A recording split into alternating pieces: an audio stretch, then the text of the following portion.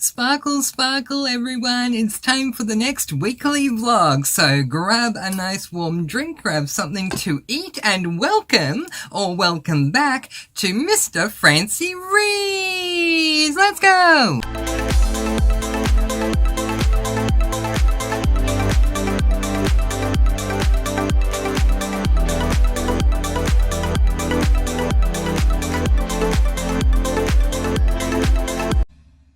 Yes, hello, and welcome back to Mr. Francy Reads. I am, of course, Mr. Francy, and I'm truly honoured that you've once again chosen to join me today as we discuss what's been happening since we last left off, and I'm trying to find out when that was. That was on the 5th of May, so today's weekly vlog is going to be covering the 6th to the 14th of May, which is over a week. So there is a lot to catch up on, and speaking of a lot to catch up on, I have finished 5 books since we last spoke. I've started a 6th, and there are other things to update you on as well. So we've got a lot to discuss today, so we're going to just jump right on in. If you are new to the channel, hello and welcome. I hope that you've been having a very sparkling May. Sparkle, sparkle. And if you haven't already, please do subscribe to the channel. I would love to have you on board here at the Sparkle Cafe. And if you hit that notification bell, ding, and hit all, you'll be notified each and every time I do upload a video. Of course, the fun sparkling party does not stop here. I do have a Discord server called the Sparkle Cafe, very adequately named by my beautiful Discorders. Link to that is in the description and the first pinned comment down below. Click on it, come on over. We would love to have your company. It is a wonderful sanctuary where, among many other things that we do reading sprints every single day for many hours. So we would love to have your company. Alright, so if you are new, I split my weekly vlogs into 3 sections. The first is a personal update, the second is what I've been watching, and the third is the reading update. So I'm going to jump right in because we have a lot of stuff to discuss with reading, so we'll try and skim over the first 2, shall we? So as far as the personal update is concerned, it's been a long time since we caught up. So I went and visited my Oma, my grandmother, in her nursing home. I had not done this since she was placed in there, and it was really lovely to see her. At the same time, it was my birthday a couple of days later, so my Oma, Dutch for grandma, I call her Oma, she had bought me some beautiful birthday presents, which was really lovely, including something Lego-y that I have actually made. It's a unicorn! It's so cute and so rainbowy. It's so me. I love it. She got me also a massive bucket of Maltesers, and I also have her cardigan. This is my Oma's actual cardigan, and unfortunately when I put it on I get itchy, so I've put it behind my chair so that my Oma can be with me always. Yeah, so I had a really good time seeing her, and I went into, I think I actually did update this last time, but I don't know. Anyway, I went into excuse me, her bedroom at the home, and it was so bland. I was saying to my mum afterwards, Mama Francy, I was saying, Mum, it looks like a glorified jail cell. It is so bland. It's so like white and neutral colors. This is not on for my Oma. As you can see, even if you are new, I love colour. You know, that saying that Nathan Lane has in The Birdcage, one does like a hint of colour. Well, one likes a lot of colour. And so, yeah, I plan to do a massive overhaul and transform my Oma's bedroom into something very rainbow colourful. Going to get her a lot of different toys and get her some flowers, and I'm even going to crochet her a blanket and things like that. Really make it all colourful, but it was really lovely to see her. On the 12th of May, which was on Monday, it was my birthday, and it was a really beautiful day. Yeah, woke up to people singing me happy birthday, and lots of well wishes for the day from different people, which was so nice. Then my mother, Mum Francy, came over and she did my nails, which I love them because depending upon where you put them in the light, they sparkle a different colour. So yeah, so that was a whole lot of fun. And then, yeah, after she went home, I did some reading sprints, which was wonderful because I can't think of a better way to celebrate my birthday than to do reading sprints and catch up with everyone on the Discord, which was so lovely. So that was really, really good. Other than that, not really a whole lot to update on at this stage, but been doing a lot of reading, which we're going to get to in just a moment. So we'll now transition over and talk about watching. So, yeah, I've kept up my viewing of RHOBH, The Real Housewives of Beverly Hills, and I have to say, I'm now on season 3, and it's so far the best season that I've seen. So, for those of you who weren't aware, I used to love watching RHONJ, The Real Housewives of New Jersey, but unfortunately New Jersey has been paused at the moment, which I don't want it to be paused. I mean, we all know that The Real Housewives are all about drama, and the latest season of New Jersey was all about the drama, so why not just keep going? But anyway, for Housewives of New Jersey fans, I have heard recently that Melissa, Teresa, Margaret, and Dolores are still kept under contract with Bravo, so they are being paid a nominal fee while they're on pause, which means that more than likely, unless one of them gets their own show, that all 4 of them will come back when the new season does come up, which makes me excited because I wanted for sure to see Melissa and Dolores, so I'm glad I've got them, and if Teresa comes back, that's absolutely fine, and if the 3 of them are coming back, then I'm more than happy for Margaret Josephs to come back as well, but there has been rumours as well that Teresa Giudice might get her own show, and I would be more than fine with Teresa to get her own show. I'm sorry, I'm Team Melissa, I'm sorry. So Teresa can go and sparkle over there with her own show, and I'll just watch Melissa. But anyway, I've been watching, as I said, Real Housewives of Beverly Hills, and the first 2 seasons, oh my gosh, it was like no drama. I mean, I think I was spoiled having my first international housewives show, because my first housewives show that I watched was the local one here in my city of Melbourne in Australia, The Real Housewives of Melbourne, and I did love that show, and that was dramatic from day one, and so it was very much like Real Housewives of New Jersey. If you've seen the Housewives of New Jersey, from episode 1 there is drama, and with Beverly Hills it's just really quiet, and then there's a little tiny bit of drama, but in the next episode we deal with that, so we're moving on, and it's all happy again. It's like, where's the drama?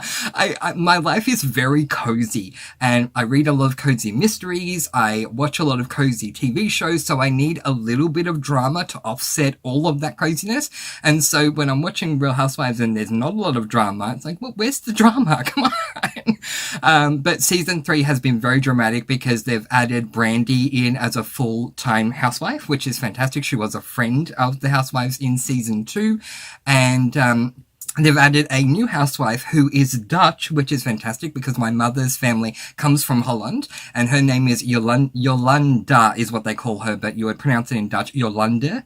And Jolanda is very Dutch. I love how Dutch she is. But yeah, it's just been a lot of fun watching season 3 because it's been a lot more dramatic, so I appreciate that. I'm also trying to make my way through Sweet Magnolias. I have 4 episodes left before I finish season 4 of that show, and then I'll be up to date. But good news is season 5 has been announced, so it is on the way. Once that is done, I'm going to start watching season 4 of The Good Witch, which I'm also very, very, very excited about, and then we'll see what happens from there. But at the moment, really enjoying things. Oh yeah, I've started RuPaul's Drag Race All-Stars Season 10, the tournament of drag queens, and it's been interesting. If you haven't seen that season, but you have seen other seasons of All-Stars, this current All-Star season is very, very, very different to the other ones in that we have these brackets that we're working through. Each bracket of, I think it's 6 queens, get 3 episodes, they get scored points, and the top 3 queens in each of the 4 brackets will move on to the semi-finals, and then from there we'll have a final. So it's very different, very, very big compared to normal. But Yeah, I've been enjoying that. It's been great. Like, I've been seeing queens come back that I haven't seen for a while, like Aja, for example. It's been great to see her. I love Olivia Lux, so she was in the first two episodes. It was nice seeing her. Phoenix, who we haven't seen in a very, very, very long time. Irene, whose name back in the day was Irene Dubois. It's now Irene the Alien. I love her. She's amazing. So many great queens. Really, really, really happy to get back into all that stuff, because if ever there was a sparkle type of show, it would have to be Drag Race, right? It's just so sparkly. But anyway, so I do highly recommend, if you want to see some sparkle in your life, watch any Drag Race episode and you'll see some sparkle. Yeah, all right, let's move on to reading, because as I say, I have read since we last spoke. I have completed 5 books and started a 6th one. So, for those of you who are new, once again, hello and welcome. I have placed a cozy mystery embargo on myself. What that means is that I am only reading cozy mysteries at the moment, and I'm having an absolute blast. However, everyone, including if you're returning, you may not be aware that my thoughts on when it comes to reviewing these books has changed. Now that I am exclusively reading cozies, I am taking a much harder line in reviewing and giving star ratings. If I don't like something, I always will say why I don't like it, because I don't think, for me personally, it's enough to just say, I don't like this, 1 star. I much rather say, I don't like this, and here's why, so it can help you to determine if you like something that I don't. Maybe it is the book for you and just not for me. But, yeah, rather than just saying all of them get 5 or 4 stars, I'm being very strict. So it's been very up and down my entire month of May. I think the only stars I haven't used yet are 1 star, but I have some 2 stars, some 3 stars, some 4 stars, some 5 stars. So it's really been very up and down. But the first book that I completed, we'd started talking about last time. It is book number 4 in the Magical Cats Cozy Mystery series by Sophie Kelly. I love this series so much, and it is called Cat Trick. And what a beautiful cover that is. So we have Owen here and Hercules here, and I mean, like, I just love the fact that Hercules is the really cute, sweet tuxedo. I mean, it's just hilarious. But, so yeah, the basic premise of this series as a whole is that we follow Kathleen Paulson. I was mixing 2 names together. Kathleen Paulson, who is a librarian, but this is not a librarian series. It's a Magical Cats Cozy Mystery series. So Kathleen Paulson works as a librarian, but our focus is not on the library, it's on the cats. And her cats, Owen and Hercules, both have a magical power. I won't reveal what it is because it's a spoiler, but 9 times out of 10, Kathleen doesn't want to get involved in any of the mysteries or anything like that, but Owen and Hercules will make sure she does. And I just love them so much. Hercules is very much a diva and a half, and I just love him to bits. And Owen is very stereotypical hunting type of cat. Doesn't mind getting dirty and going out and hunting and all that kind of stuff. So I love them both so very much. In this book, an artist friend of Kathleen's wants to paint a picture of Hercules to sell for charity at the upcoming food tasting festival. However, before they arrive at her friend's studio, Hercules takes off and is discovered finally in a tent near the setup for the tasting next to a guy that has been murdered. Not too much later, Kathleen's friend also wants to paint Owen, but when Owen rushes off and finds a clue to the mystery in the exact same tent, Kathleen doesn't need to speak cat to know that they want her to solve the case. It was so good. Like, Hercules just took off and he goes into the tent and Kathleen's running down the street going, Hercules, because he never runs off. And then, yeah, he found the dead body and then Owen found the clue. And it's like, okay, I guess the cats really want me to solve this one. I just love it because normally our main characters in cozies, at least in my experience, they want to solve the case. Whether they have a great motivation to do so or not, they want to. But in all of these books so far, Kathleen does not want to solve the case, but her cats make her.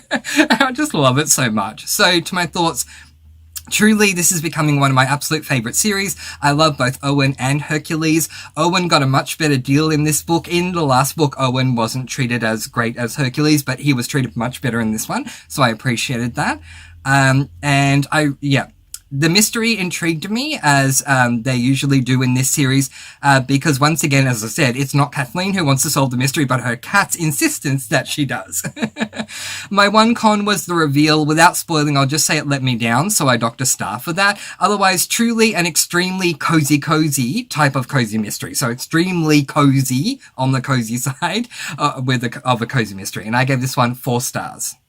So the next book that I picked up was book number 3 in the Salem B&B cozy mystery series called Mrs. Morris and the Ghost of Christmas Past. And you gotta love that image. How cozy is that with the fire and the cat warming up with fire. You've got the Christmas tree in the background. I love this cover. Absolutely beautiful. So the basic setup of this series is that we follow Charlene, who was married. Unfortunately, her husband is no longer around, but she was married, and therefore her married name was Mrs. Morris, hence why Mrs. Morris is always on the title. In book 1, she needed a sea change. She needed to move interstate and just start her life over. She found a mansion that she basically purchased sight unseen. She saw pictures online, but never actually saw the property in person.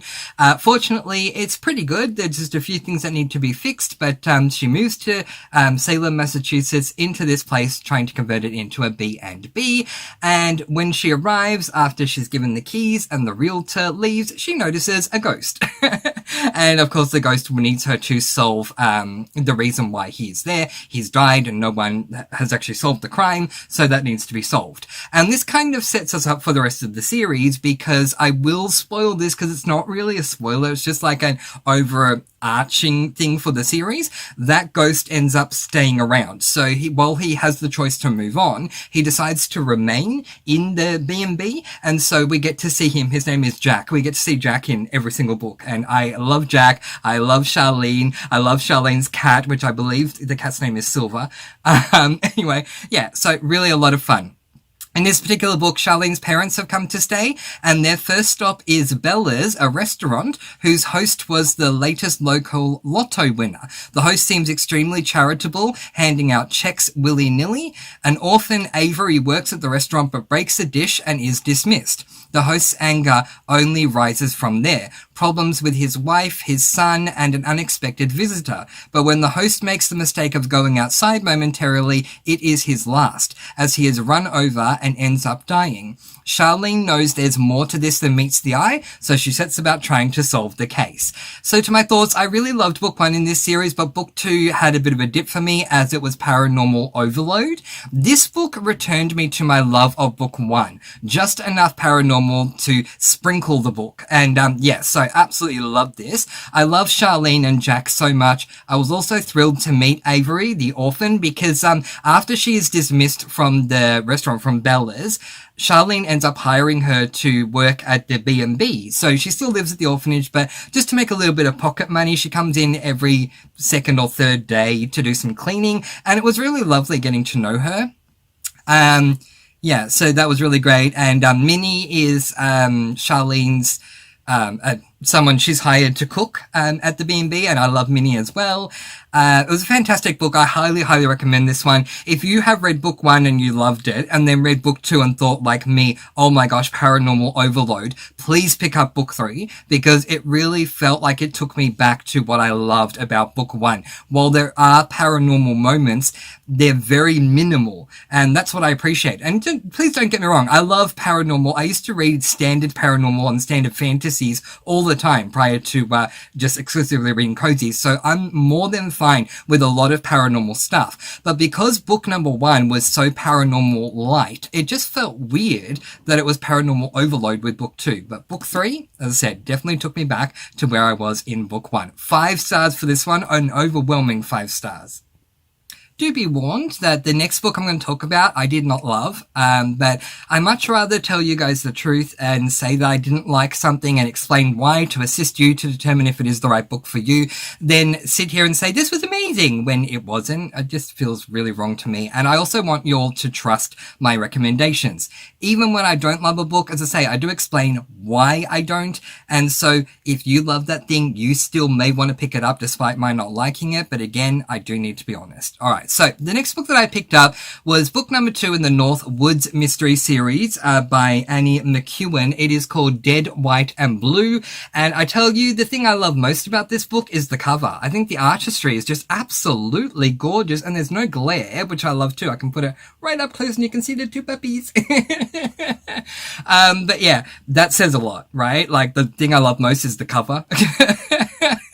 So anyway, the premise of this series as a whole is that we follow Emmy Cooper. Her family runs a resort, and that's all you really need to know going in. So in this particular one, Lake Covington and its quaint namesake town are bustling with visitors celebrating during the annual 3-day Independence Day Freedom Festival. Everything is Yankee Doodle Dandy until a local man with a reputation for trouble starts fireworks of his own. And the explosions just keep on coming when Emmy stumbles over a dead body at the celebration. The dead man is Jordan James, and as Emmy soon finds out, there are no shortages of people who might want him dead.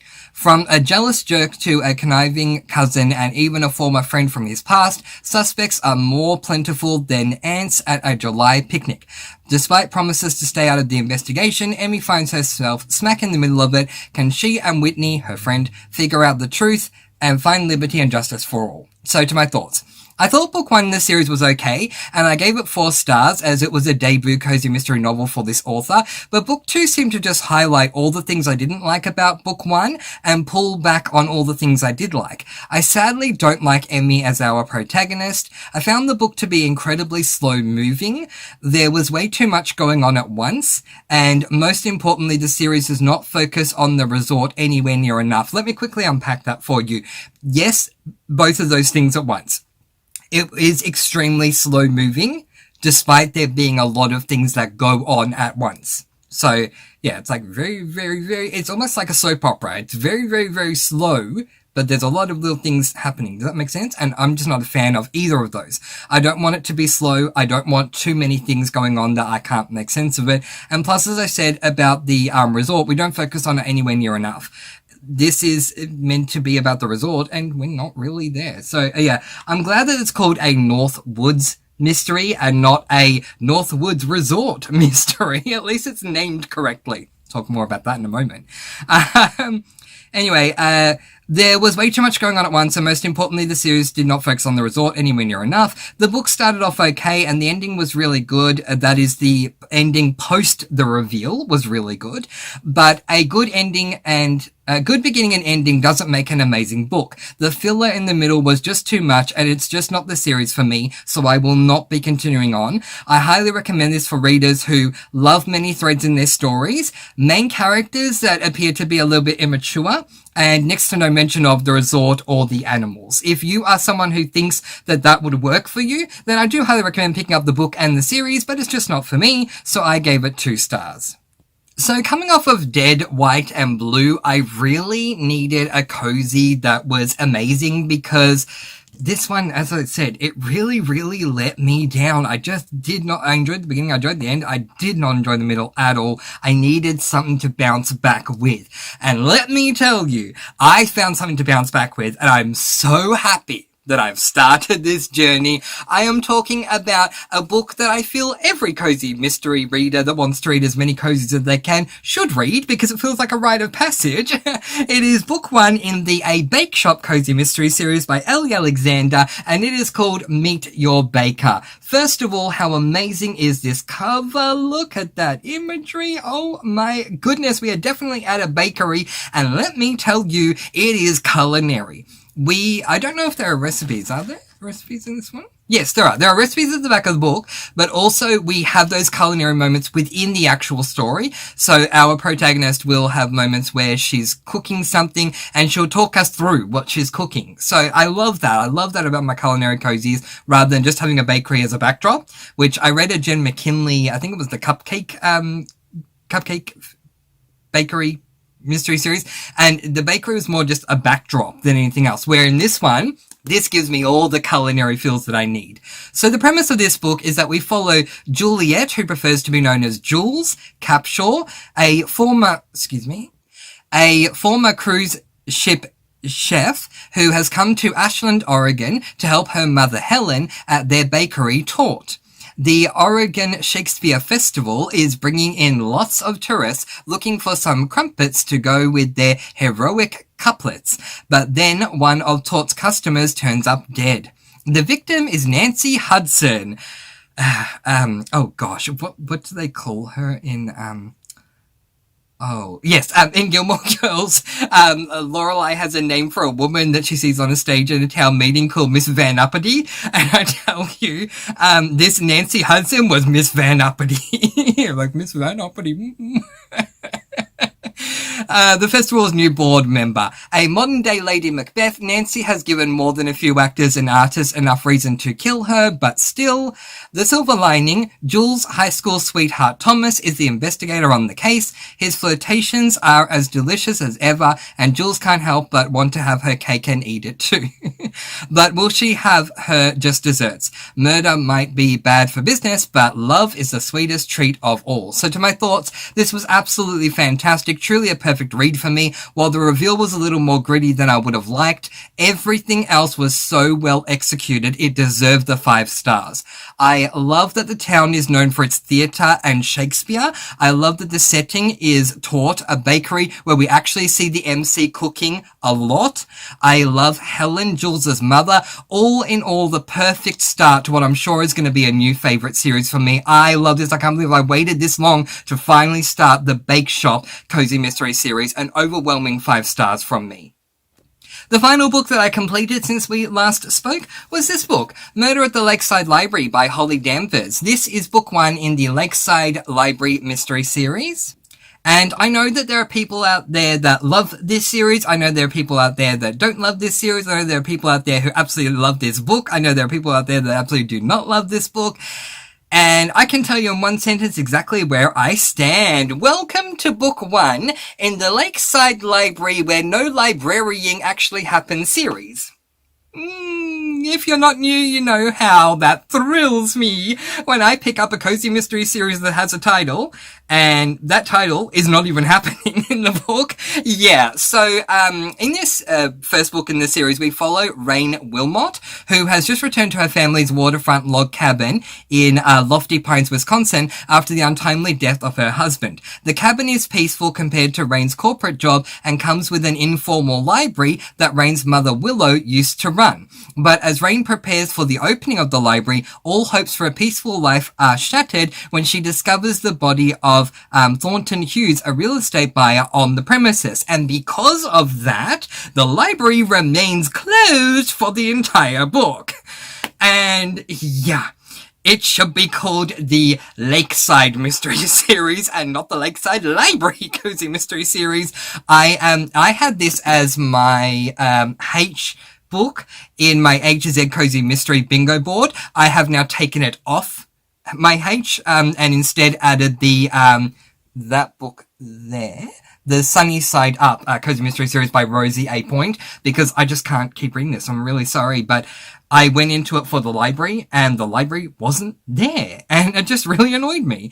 So to my thoughts, I am so over an inadequately titled series. This is not a con against Holly Danvers, but against publishing companies that name their series incorrectly. This is a series called the Lakeside Library Mystery Series, and yet nothing happened in the library in this book. Maybe if they called it Murder at the Lakeside, I'd not feel this slighted. But part of the reason I picked this up was because of the Lakeside Library theme. But that's just the beginning. I didn't enjoy the writing, the main character, nor the mystery. The book was almost completely mystery-leaning, and I prefer to see more of the theme, more of the cozy side. I thought our main character's bestie, the side character, was fantastic, but that alone does not make an entire book work. So if Holly Danvers wants to write a series featuring our main character's best friend as the main character, maybe I'll like that one. Yeah. As I would be willing to try another series by the author, I rounded upwards to 2 stars, but as I said, I will not be continuing on with this one. So 2 stars for me, but if you don't mind inadequately named series where this is Lakeside Library series, but there is no library, then you may love this book. But it just, yeah, I've had enough of these series being inadequately titled. So to my current read, and I'm currently reading the first book in the A Beloved Book Room mystery series by Dorothy St. James, book number 1, The Broken Spine. I am not that far in at all. I don't even know where I'm up to. Oh my goodness, I have to check. I am 9% into this book. I haven't moved the bookmark yet, but I'm 9% in. And so far, this is what this should have been. So I'm very happy about that. We follow our protagonist, whose name is Trudell Beckett, known to her friends as True, who works at a library, but the mayor has come in and decided everything's going to go digital to keep up with the times. So we are going to remove all the books and take them to a landfill. How rude. Well, True thinks so too, and she's going to do something about it. Unfortunately, while she's trying to do something about it, she comes across a dead body, and yeah, that dead body is the actual mayor who made this decision. So it's sad, but at the same time, if we can save the books because of this, it's going to be interesting to see how things go. But yeah, I absolutely loved what I've read so far. As I say, I'm only 9% in, but this is giving me all the library stuff I wanted from this one. So I'm very, very happy and can't wait to continue on with this. So given that I don't know when I'm next going to do a weekly vlog, because it could be any day, clearly, the plan for the upcoming week is to finish this book. Then I plan to get back to Pen A Dreadful. I'm finally getting to it. So those of you wondering my thoughts, I'm going to start it again. I got about halfway through, I think, or a third of the way through. I'm going to start it again. Looking forward to it. And then I'm finally picking up a book that is book number 12 in a series, and I haven't read 1 to 11, but that is the A Tea Shop Cozy Mystery series by Laura Child, Scones and Bones. The reason I'm picking up book 12 is because the audiobook starts with book 12. Apparently this is the answer for tea to the Coffee House mystery series, which I have over there. So I'm really looking forward to picking up that one as well. But in the meantime, up. These are the books that I discussed in this weekly vlog. I hope you all have had an amazing, sparkling week. I'm going to let you all go with peace, blessings, and so much love. Please do be kind, love one another, and spread your sparkling energy all throughout the world. Yes! And until next time, happy reading. Bye, everyone!